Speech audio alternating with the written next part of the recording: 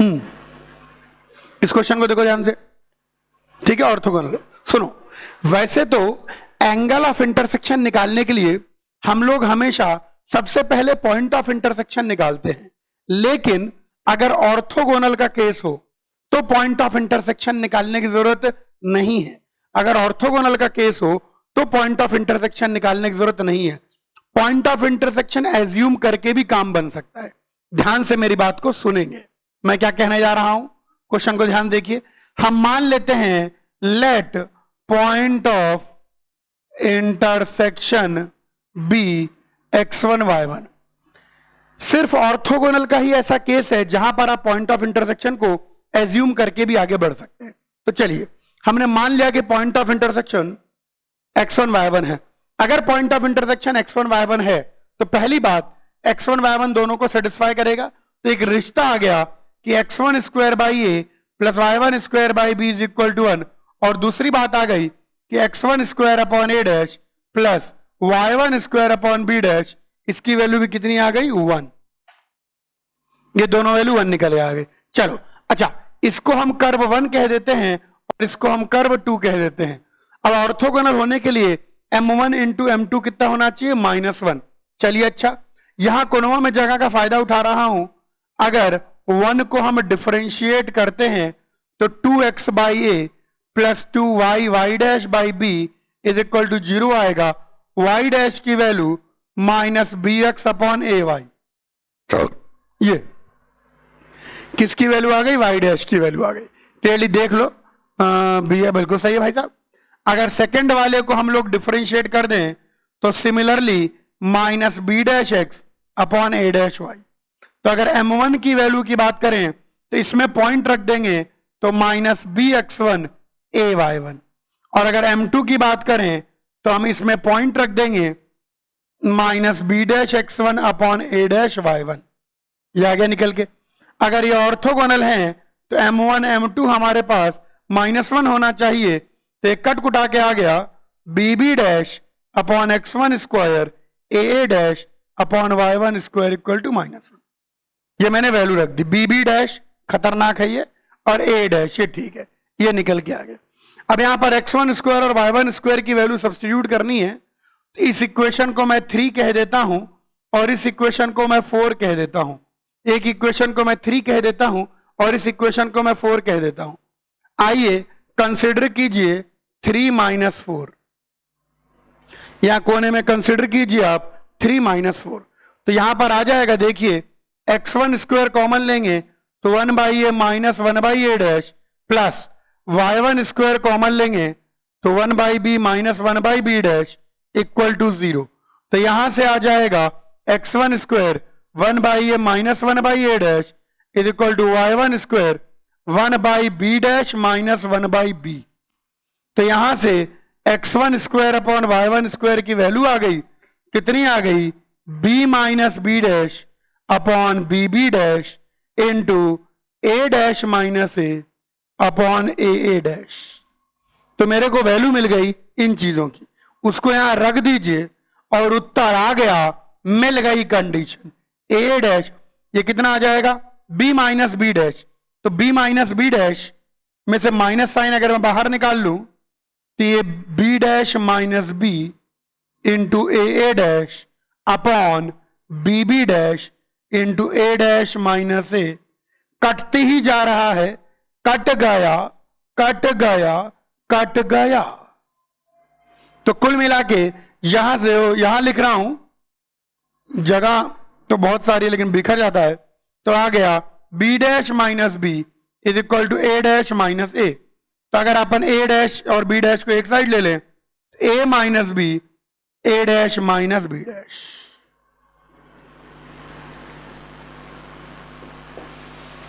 ये कंडीशन सब बच्चे ध्यान रखेंगे। जो a और b का डिफरेंस होगा अगर वही इन दोनों का डिफरेंस होगा।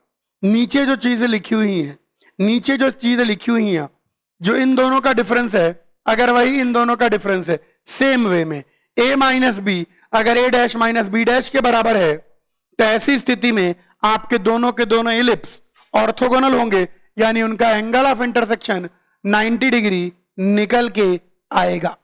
कॉपी कर लीजिए। कुछ जो है बहुत ही सिंपल सवाल आते हैं, स्पेशली आईआईटी जेईई मेंस में बहुत सिंपल सिंपल क्वेश्चन होते हैं। इन सिंपल सिंपल सवालों को सब बच्चे थोड़ा सा ध्यान देंगे।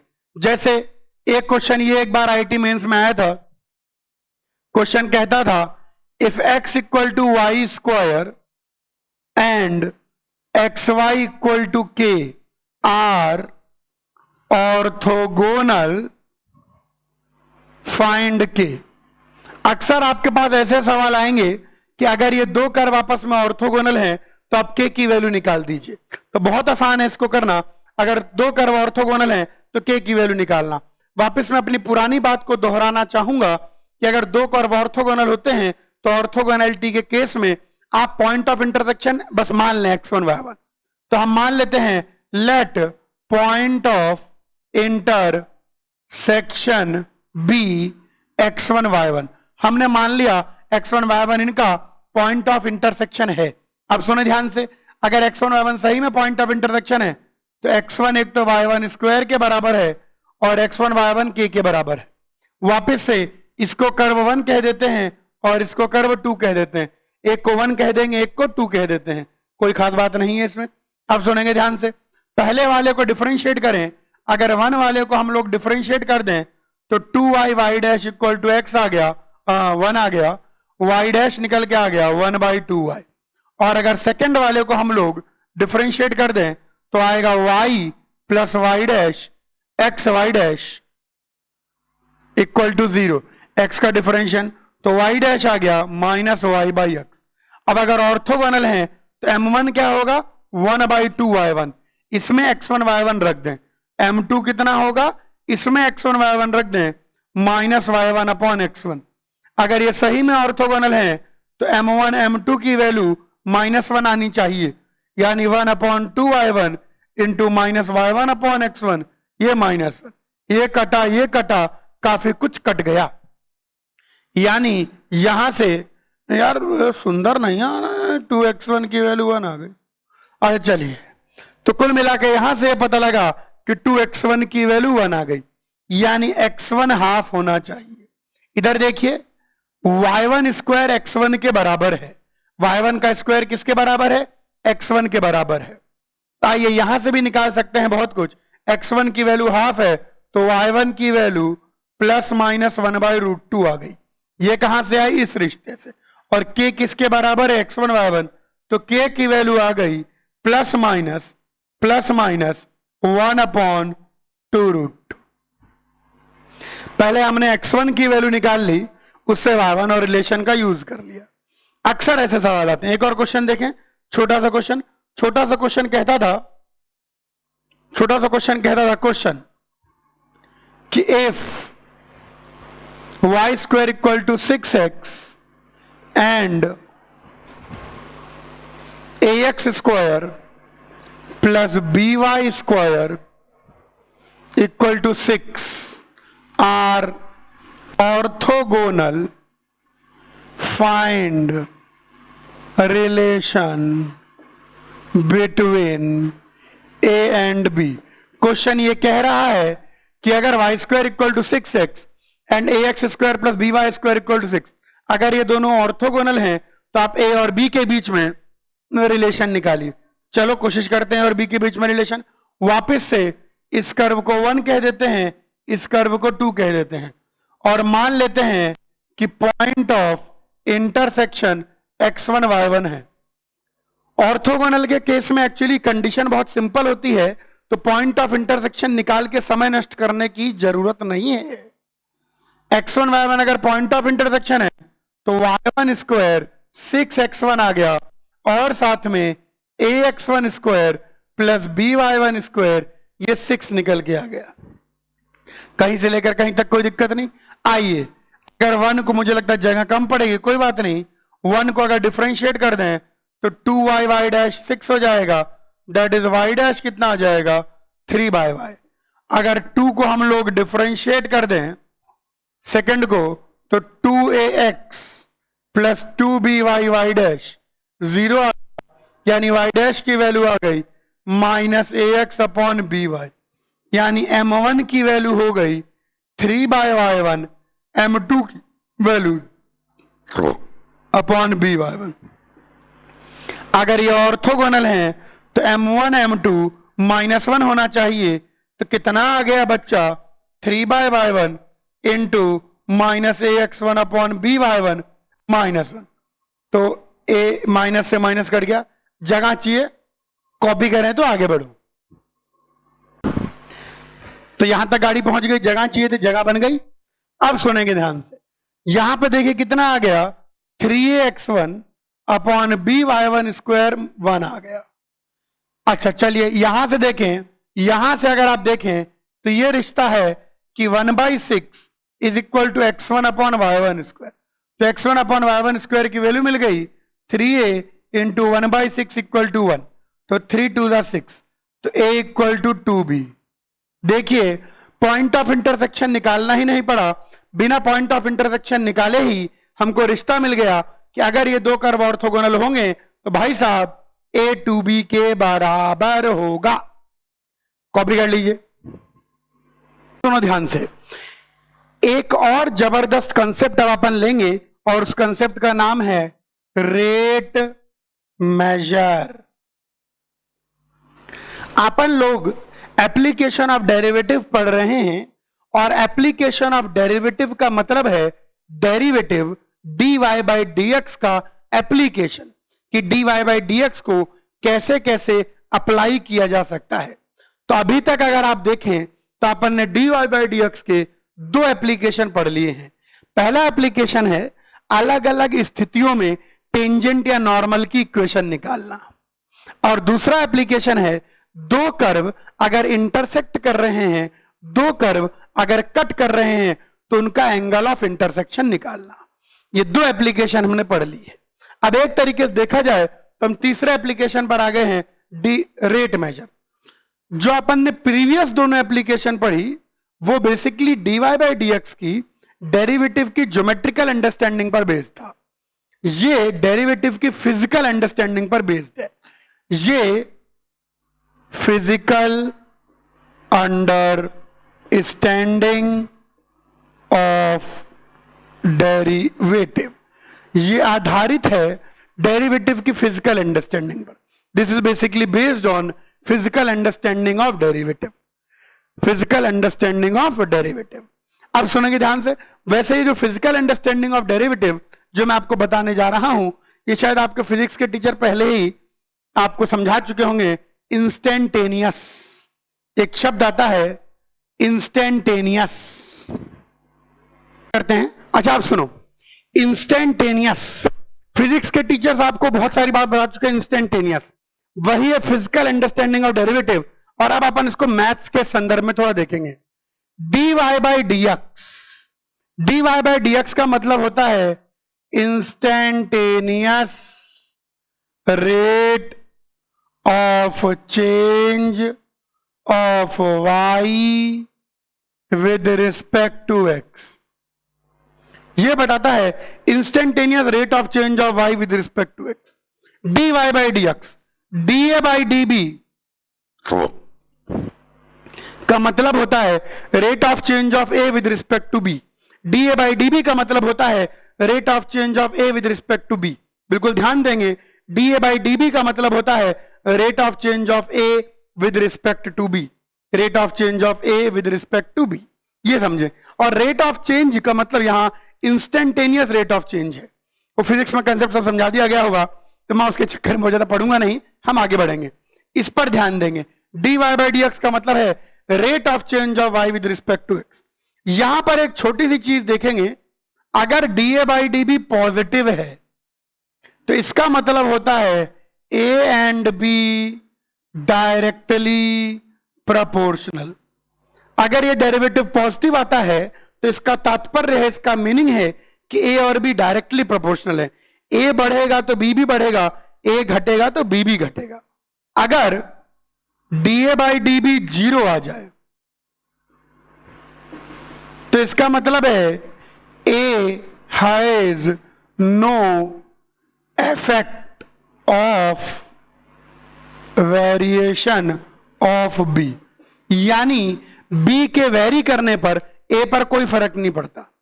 अगर डीए बाई डी बी 0 आ जाए, डेरिवेटिव ऑफ ए, यानी ए और बी कोई भी दो क्वांटिटी हो सकती है, अगर डीए बाई डी बी 0 आ जाए यानी बी कितना भी वेरी करता रहे ए पर कोई फर्क नहीं पड़ेगा। और अगर d a by d b less than 0 आ जाए तो इसका मतलब होगा a and b inversely proportional.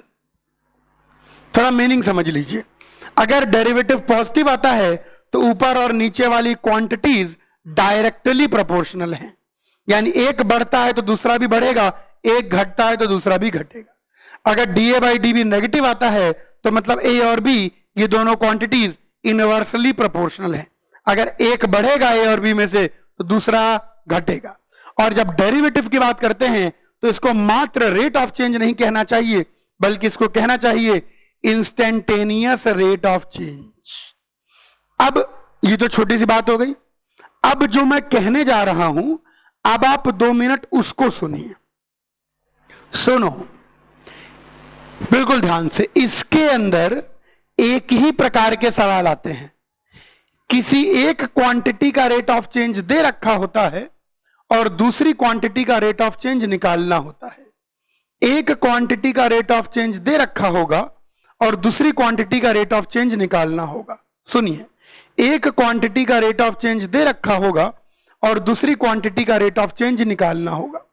ऐसे ही अब सुनना ध्यान से, जिस क्वांटिटी का रेट ऑफ चेंज दे रखा है और जिस क्वांटिटी का रेट ऑफ चेंज निकालना है, मान लो इसका रेट ऑफ चेंज दे रखा है और इसका निकालना है, तो जिस क्वांटिटी का रेट ऑफ चेंज दे रखा है और जिस क्वांटिटी का रेट ऑफ चेंज निकालना है, आप रेट ऑफ चेंज भूल जाइए, रेट ऑफ चेंज भूल जाइए, उन दोनों क्वांटिटीज के बीच में रिलेशन निकालिए। जो मैं मेथड समझा रहा हूं, मैंने बताया मैथ में मेथड की अहमियत है। एक क्वांटिटी का रेट ऑफ चेंज दे रखा है और दूसरी क्वांटिटी का रेट ऑफ चेंज निकालना है, भूल जाइए रेट ऑफ चेंज को, भूल जाइए। जो दोनों क्वांटिटीज हैं, आप गिवन क्वेश्चन की सिचुएशन से, गिवन क्वेश्चन की ज्योमेट्री से दोनों क्वांटिटीज के बीच में रिलेशन निकालिए। गिवन क्वेश्चन की सिचुएशन से, गिवन क्वेश्चन की ज्योमेट्री से दोनों क्वांटिटीज के बीच में रिलेशन निकालिए।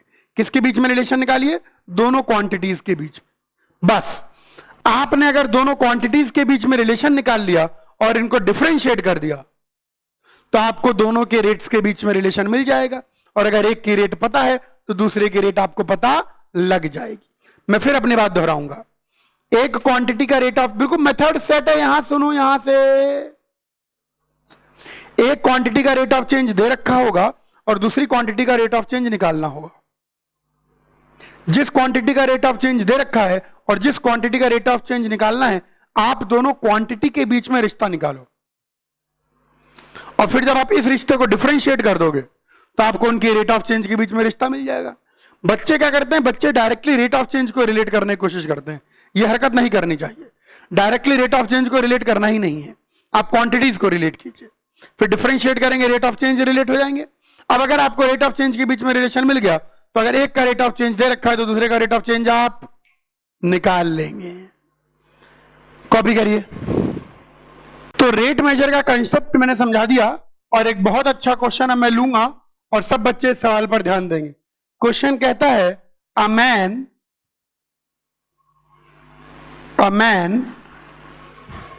1.5 meters tall, a man 1.5 meter tall walks away from a lamp post, walks away from a lamp post,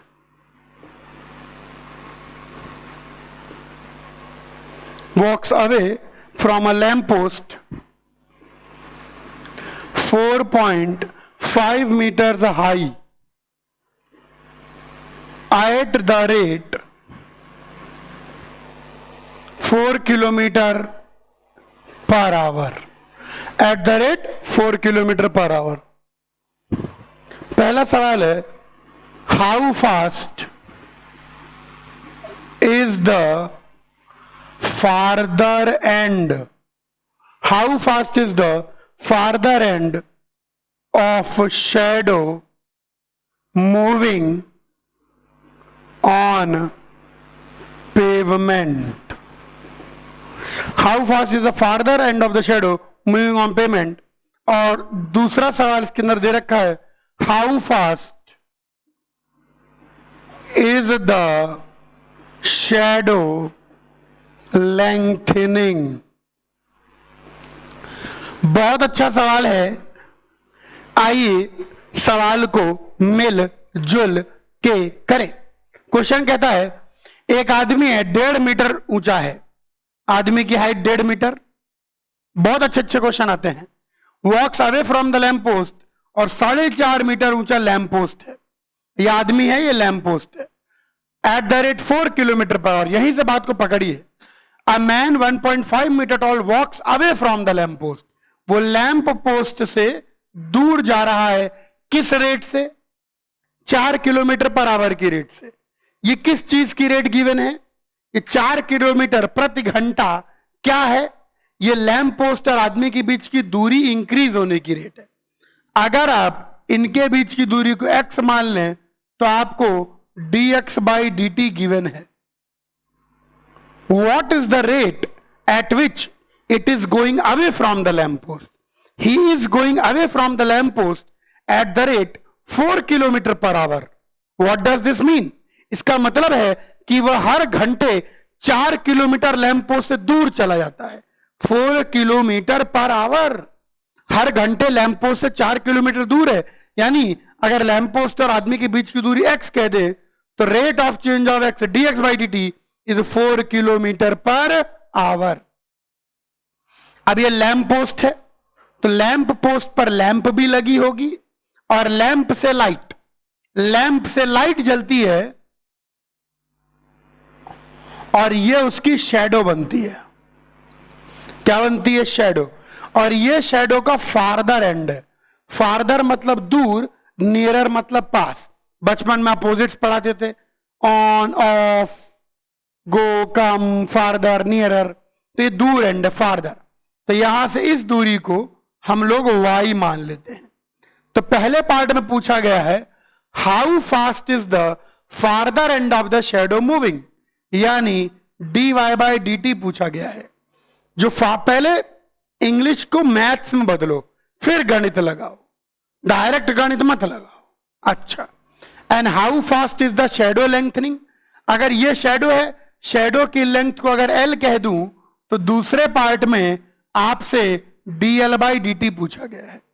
पहले पार्ट में आपसे dy बाई dt पूछा गया है और दूसरे पार्ट में आपसे dl बाई dt पूछा गया। चलो, कुल मिला के मुद्दा है कि dx बाई dt गिवन और ये सब निकालना है। ये हाइट 1.5 मीटर है और ये हाइट 4.5 मीटर है। पहले पार्ट के लिए मैं x और y में रिश्ता ढूंढ रहा हूं तो बहुत आराम से मिल जाएगा। ये छोटा राइट एंगल ट्रायंगल और ये बड़ा राइट एंगल ट्रायंगल, छोटा राइट एंगल ट्रायंगल और बड़ा राइट एंगल ट्रायंगल दोनों सिमिलर है। एंगल 90 डिग्री, तीनों एंगल सेम। ओके, तो छोटे राइट एंगल ट्रायंगल की बेस अपॉन छोटे राइट एंगल ट्रायंगल की height should be equal to बड़े राइट एंगल ट्रायंगल का बेस अपॉन बड़े राइट एंगल ट्रायंगल की हाइट 4.5। काट दीजिए, 3 टाइम कट गई, क्रॉस मल्टीप्लाई कर दीजिए तो 2x क्या कर रहा है, 2y equal to 3x। Differentiate कर दीजिए, so 2 dy by dx is equal to dy by dt। Time के रिस्पेक्ट में डिफरेंशिएट कर दीजिए dx बाई dt। अब आपको dx बाई dt पता है तो यहां से आपके पास dy बाई dt आ जाएगा। Get dy by dt। अब सेकेंड पार्ट पर आ जाइए। सेकेंड पार्ट में l किसके बराबर है, y माइनस x के बराबर है। तो dl बाई dt और कुछ नहीं होगा, वो होगा dy by dt minus dx by dt। Rate measure के क्वेश्चन इतने इजी होते हैं, इतने लल्लू होते हैं, इतने चुन्नू होते हैं, कोई भी कर लेता है। क्वेश्चन को पढ़ें, अंग्रेजी को मैथ में कन्वर्ट करें और सॉल्व कर लें। कॉपी करिए। हाँ, सुनेंगे ध्यान से, बहुत प्यारा क्वेश्चन है। आइए, ये आईआईटी में आया हुआ क्वेश्चन है। रेट मेजर, आईआईटी वालों की बात यही है कि छोटे छोटे टॉपिक पर भी ऐसे भीषण भयानक क्वेश्चन बना देते हैं, बच्चे बेचारा डर जाता है। खैर, क्वेश्चन क्या कहता है? A variable triangle ABC in X Y plane, एक variable triangle ABC X Y plane में has its orthocentre at vertex. Triangle का वर्टेक्स ऑर्थो सेंटर हो गया, ऐसा किस में होता है? ऐसा सिर्फ राइट एंगल ट्रायंगल में होता है, यानी एंगल बी 90 डिग्री में हो गया। ये इंपॉर्टेंट, चाहते तो आईआईटी वाले बहुत बदतमीज लोग हैं, चाहते तो डायरेक्टली बोल देते कि एंगल बी 90 डिग्री, लेकिन ना, नहीं बोलूंगा, चिढ़ाते हैं हम लोगों को। उन्होंने बोला कि ऑर्थो सेंटर वर्टेक्स बी पर है, तो ठीक है, बी 90 डिग्री।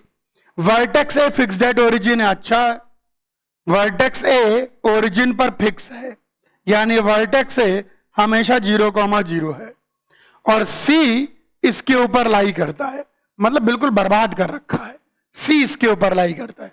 पता नहीं बेचारा ट्रायंगल कैसे जिंदा होगा। t इक्वल टू 0, बी 0 का देखो, बी हमेशा y एक्सिस के ऊपर ही लाई करता है। कैसे? क्योंकि जब t 0 होता है तो वो 0,1 पर है, और ऊपर की ओर y एक्सिस पर ही चलना शुरू करता है।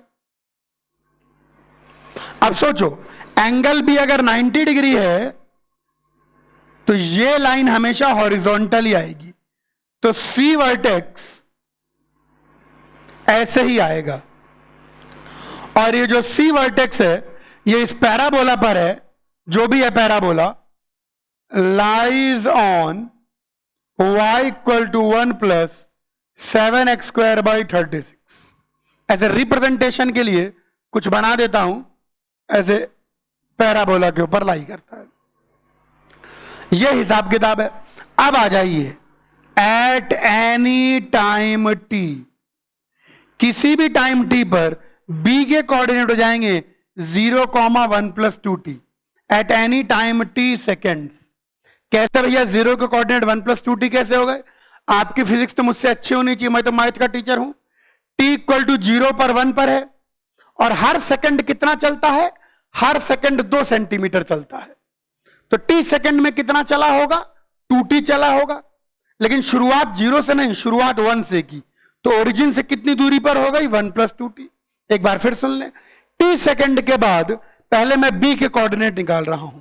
t सेकंड के बाद b का कोऑर्डिनेट 0,1 + 2t होगा, x कोऑर्डिनेट तो 0 ही होगा, y कोऑर्डिनेट 1 + 2t हो जाएगा। ये आ गया, तो b कोऑर्डिनेट आ गया 0,1 + 2t। क्योंकि वो हर सेकंड 2 सेंटीमीटर चलता है, तो t टाइम में कितना चला? 2t। और शुरू कहां से किया? 1 से, तो टोटल कितना चला? 1 + 2t। अब देखो, अगर ये हॉरिजॉन्टल लाइन है तो b और c का y कोऑर्डिनेट सेम होगा, तो c का y कोऑर्डिनेट 1 + 2t आ गया। क्यों आ गया y कोऑर्डिनेट सेम? क्योंकि हॉरिजॉन्टल है। क्या हम लोग c का x कोऑर्डिनेट निकाल सकते हैं? बिल्कुल। कैसे निकालोगे? इस रिश्ते से, y को 1 + 2t रख दो, तो y को 1 + 2t इज 1 + 7x² / 36। बहुत सुंदर, बहुत सुशील। 72t/7 x कोऑर्डिनेट आ गया।